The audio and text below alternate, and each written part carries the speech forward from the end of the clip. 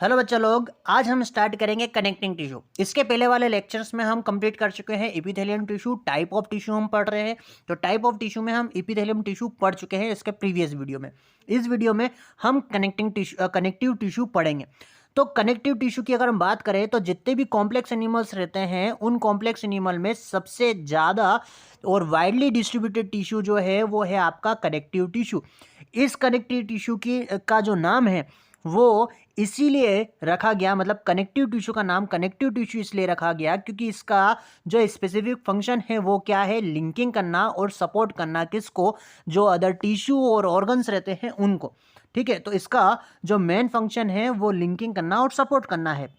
Then connective tissue जो है वो क्या, कहाँ से उसकी रेंज कहाँ से कहाँ तक हो सकती है? सॉफ्ट कनेक्टिव टिश्यू से लेकर तो जो आपका specialized type of connective tissue है उस तक हो सकती है।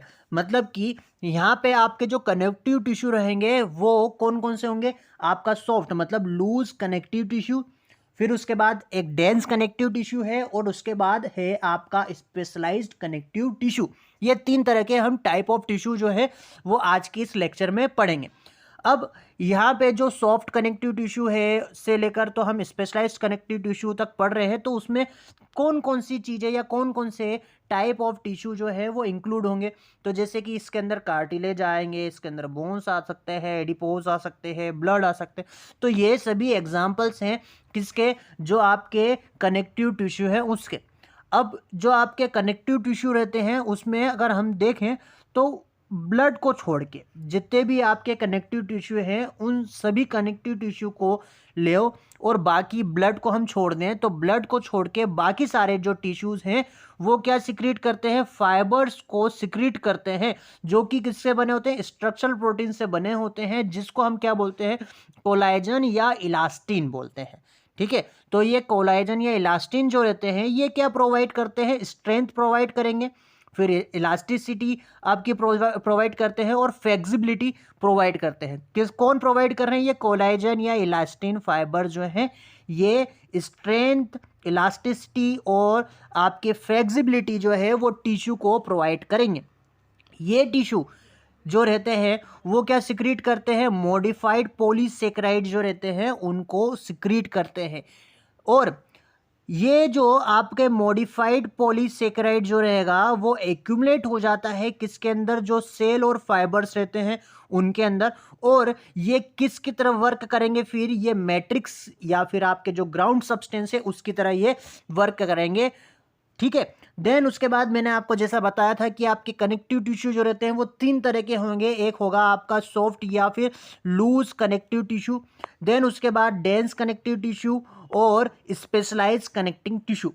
अब इसमें से सबसे पहले हम पढ़ेंगे किसको? हम पढ़ेंगे सबसे पहले लूज कनेक्टिव टिश्यू। अब ये जो लूज कनेक्टिव टिश्यू रहता है उसमें जो सेल्स और फाइबर्स रहते हैं वो लूजली अरेंज रहते हैं। किसके अंदर? आपका जो मैट्रिक्स रहता है और मैट्रिक्स के साथ सेमी फ्लूइड का रहेगा। ठीक है, तो आपका जो सेल रहेगा और फाइबर्स रहेंगे किसके अंदर? लूज कनेक्टिव टिश्यू के अंदर। वो कैसे अरेंज रहेंगे? लूजली अरेंज रहेंगे। देन आपके यहाँ पे जो लूज कनेक्टिव टिश्यू है उसके जो अगर एग्जाम्पल अगर देखें तो सबसे पहला आपका एग्जाम्पल है किसका? एरेलर टिश्यू। एरेलर टिश्यू जो रहता है वो लूज कनेक्टिव टिश्यू का एक एग्जाम्पल है जो आपकी स्किन के नीचे होता है। कहाँ पे होता है? स्किन के नीचे होता है। अब ये स्किन के नीचे होता है तो इपीथेलियम जो रहता है उस इपीथेलियम को ये क्या करेगा? सपोर्ट करेगा उसके फ्रेमवर्क में। और ये जो आपका एरेलर कनेक्टिव टिश्यू जो रहता है उसके अंदर क्या रहेगा? फाइब्रोब्लास्ट रहेगा। ये फाइब्रोब्लास्ट जो रहता है ये क्या, इसके जो सेल्स रहते हैं, हाँ ये क्या, फाइब्रोब्लास्ट जो रहता है वो एक ऐसा सेल है जो क्या प्रोड्यूस करता है और सिक्रीट करता है। तो ये सिक्रीट करता है आपके फाइबर्स को। तो ये आपका फाइब्रोब्लास्ट ऐसे सेल्स होते हैं जो प्रोड्यूस और सिक्रीट करेंगे फाइबर्स को। फिर उसके बाद क्या है?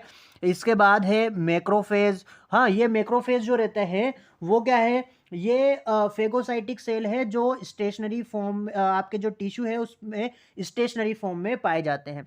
देन उसके बाद है मास्ट सेल्स। ये मास्ट सेल्स जो रहते हैं ये इंपॉर्टेंट रोल अदा करते हैं किसमें, जैसे कि शरीर के अंदर बैक्टीरिया आ गया है या फिर आपके पैरासाइट आया है तो इम्यून सिस्टम कैसा रिस्पॉन्स करेगा, तो ये डिपेंड करेगा आपके मास्ट सेल के ऊपर। तो ये सभी किसके अंदर, ये सभी जो रहते हैं ये किसके अंदर प्रेजेंट रहेंगे, ये आपके एरुलर टिश्यू जो रहेंगे उसके अंदर प्रेजेंट रहेंगे। देन एडिपोज टिश्यू जो रहता है वो एक दूसरे टाइप का लूजली आपका लूज कनेक्टिव टिश्यू रहता है, कौन, एडिपोज। अब इस एडिपोज, ये एडिपोज रहता है ये भी कहाँ पे होता है, ये भी स्किन के नीचे होता है, ठीक है। तो स्किन के नीचे दो तरह के आपके टिश्यू लूजली कनेक्टिव टिश्यू रहेंगे, एक तो एरुलर और दूसरा आपका एडिपोज, दोनों ही स्किन के नीचे रहेंगे। देन ये जो आपका एडिपोज टिश्यू है, ये एडिपोज टिश्यू जो रहता है वो फैट को स्टोर करने का काम करता है। और इस अगर हमारे शरीर के अंदर न्यूट्रिएंट जो है वो एक्सेस क्वांटिटी में हो जाता है और उसका इमीडिएटली कोई भी यूज़ नहीं है, तो ऐसी कंडीशन में वो कन्वर्ट किस में हो जाएगा, आपका जो न्यूट्रिएंट है वो कन्वर्ट हो जाएगा फैट में और फिर उसको स्टोर कर लिया जाएगा किसके अंदर, इस टिश्यू के अंदर, मतलब किसके अंदर, एडिपोज टिश्यू के अंदर, टिश्यूज के अंदर उसको स्टोर कर लिया जाएगा।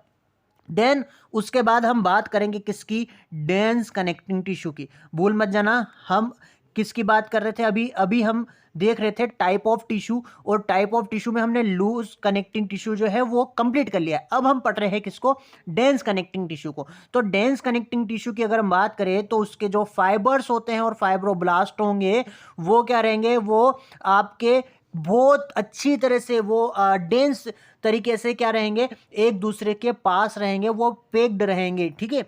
तो ये आपके डेंस कनेक्टिंग टिश्यू के ये प्रॉपर्टी रहती है। फिर उसके बाद क्या बोल रहे हैं, इनका जो ओरिएंटेशन रहेगा किसका, फाइबर्स का जो ओरिएंटेशन रहेगा वो क्या हो सकता है, या तो रेगुलर हो सकता है या फिर इर्रेगुलर हो सकता है। तो रेगुलर और इर्रेगुलर पैटर्न के हिसाब से ये जो आपका डेंस कनेक्टिंग टिश्यू है वो दो तरह के हो सकते हैं। तो हो सकता है कि डेंस रेगुलर हो सकता है और डेंस इर्रेगुलर कनेक्टिंग टिश्यू हो सकता है। अब अगर डेंस रेगुलर होगा, आपका डेंस रेगुलर कनेक्टिंग टिश्यू होगा तो उसके जो कोलाजन फाइबर रहेंगे वो किस में प्रेजेंट रहेंगे, रो के फॉर्म में प्रेजेंट रहेंगे, किसके बीच में, आपके जो पैरेलल बाउंड्रीज रहेगी फाइबर्स की उसके बीच में, मतलब एक पैरेलल फॉर्म में ये अरेंज रहेंगे। जैसे कि अगर हम बात करें इसमें एग्जांपल की, अगर अपन डेंस रेगुलर टिश्यू की अगर हम बात करें तो इसमें एक टेंडन है, एक लिगामेंट है, ये दो इसके एग्जाम्पल है। तो टेंडन जो रहता है वो क्या करता है, वो स्केलेटन मसल्स को बोन से कनेक्ट करने का काम करता है। वापस से ध्यान देना कि जो आपके टेंडन रहेगा वो क्या करेगा, जो आपके स्केलेटन मसल्स रहेगा उस स्केलेटन मसल्स को बोन से कनेक्ट करने का काम करेगा। लेकिन जो हमारे लिगामेंट्स रहते हैं उनका क्या काम रहता है, उनका काम रहता है बोन से बोन को, मतलब एक बोन से दूसरी बोन को कनेक्ट करने का काम लिगामेंट्स का रहता है। ये एग्जांपल्स है किसके, अपने डेंस रेगुलर कनेक्टिंग टिश्यू के। देन उसके बाद डेंस इरेगुलर कनेक्टिंग टिश्यूज में क्या होता है कि आपका जो फाइब्रोब्लास्ट रहता है और आपके जो फाइबर्स रहते हैं, मेनली कौन से, कोलाजन जो रहते हैं वो कैसे रहते हैं, वो डिफरेंटली अरेंज रहते हैं, मतलब कि वो रेगुलर मैनर में नहीं रहेंगे, वो कुछ तो भी अरेंज रहेंगे। डेंस इरेगुलर कनेक्टिव टिश्यू जो रहते हैं वो कहाँ पे प्रेजेंट होते हैं, स्किन के अंदर प्रेजेंट होते हैं। फिर कार्टिलेज, आपका बोन, आपका ब्लड, ये सभी जो है वो स्पेशलाइज कनेक्टिव टिश्यू है। ये थर्ड टाइप का आपका कनेक्टिव टिश्यू है, ठीक है। हमने स्मूथ वाला पढ़ लिया है, देन उसके बाद हमने डेंस कनेक्टिव टिश्यू पढ़ लिया है, और अब ये है स्पेशलाइज कनेक्टिव टिश्यू। जो कार्टिलेज रहता है उसका जो इनर सेलुलर मटेरियल रहता है वो सॉलिड होता है, प्लाइबल मतलब लचीला होता है, और जब हम इसको कंप्रेस करेंगे तो ये रजिस्ट करेगा उस कंप्रेशन को भी, मतलब ये कंप्रेस नहीं होगा। जो सेल्स रहते हैं, मतलब आपके जो कार्टिलेज रहता है उसके जो सेल्स रहते हैं उसको हम क्या बोलते हैं, कॉन्ड्रोसाइट्स बोलते हैं, ठीक है। तो कार्टिलेज के जो सेल्स रहेंगे उनको क्या बोलेंगे, कॉन्ड्रोसाइट्स बोलेंगे। और ये कॉन्ड्रोसाइट्स जो रहते हैं वो किसके अंदर, जो मैट्रिक्स रहता है उसके अंदर जो कैविटी रहती है उसके अंदर ये एनक्लोज रहते हैं। जैसे देखो ये आपका क्या हुआ, ये आपका कॉन्ड्रोसाइट्स है, और ये कॉन्ड्रोसाइट्स क्या होगा, एक केविटी के अंदर है, एक मैट्रिक्स के अंदर है, ठीक है। तो यही बोल रहे हैं कि आपके जो ये सेल्स हैं, ये जो कॉन्ड्रोसाइट्स हैं, ये कॉन्ड्रोसाइट जो रहेंगे वो इसमें स्मॉल कैविटी के अंदर होंगे। जो मैट्रिक्स होगी उसकी जो स्मॉल कैविटी होगी उसके अंदर ये एनक्लोज होंगे, ठीक है। देन उसके बाद जो मोस्ट ऑफ द जो कार्टिलेज रहते हैं वर्टिब्रल एम्ब्रियो के अंदर, वो क्या होते हैं, जब वो एडल्टहुड में बदलता है, मतलब जैसे कि एम्ब्रियो रहेगा, ये एम्ब्रियो धीरे धीरे करके क्या होगा, ये बढ़ता चले जाएगा, और जब ये एडल्टहुड में जाएगा, जब ये एडल्ट होगा, तो एडल्ट होते होते आपका जो वर्टिब्रल एम्ब्रियो था, हाँ, जिसमें कार्टिलेज प्रेजेंट थी, अब वो कार्टिलेज किस में चेंज हो गई है, अब बोन में चेंज हो गई है, ठीक है। तो जब एम्ब्रियो रहता है ना, तो उस टाइम पर वर्टिब्रल एम्ब्रियो जो रहता है उस टाइम पर कार्टिलेज ही होती है। लेकिन जैसे कि बर्थ हुआ, फिर उसके बाद वो एडल्टहुड में चेंज होते जाएगा, तो जैसे जैसे वो बड़ा होते जाता है, तो वो सारी चीज़ें जो रहती है, मतलब जो सारी कार्टिलेज वो जो रहती है वो बोन में चेंज हो जाती है। ये कार्टिलेज जो रहेगी वो अब जब वो एडल्टहुड में अब चेंज हो गया, अब वो किस में चेंज हो गया, अब एडल्ट में चेंज हो गया। तो एडल्ट में कहाँ कहाँ पे वो कार्टिलेज हो सकती है, तो वो कार्टिलेज होगी नोज़ के अंदर, आपके जो आउटर ईयर जॉइंट्स रहते हैं वहाँ पे कार्टिलेज बोन प्रेजेंट होगी। फिर उसके बाद जो एडजेसेंट बोन्स रहती है वर्टिब्रल कॉलम की या लिम्फ की और हैंड की, तो वहाँ पर भी आपकी कार्टिलेज जो रहती है वो प्रेजेंट रहती है। देन बोन, बोन जो रहती है वो हार्डर है और नॉन प्लायबल है, मतलब ये लचीली नहीं होती है, ठीक है। हम कार्टिलेज जो देख रहे थे तो वो प्लायबल थी, वो लचीली थी, लेकिन बोन लचीली नहीं होती है। और इसका जो ग्राउंड सब्सटेंस रहता है वो किससे बना होता है, कैल्शियम सोल्ट और कोलेजन फाइबर से बना होता है, जिसके कारण उसको क्या मिलती है, स्ट्रेंथ मिलती है, हाँ, हार्ड होता है वो।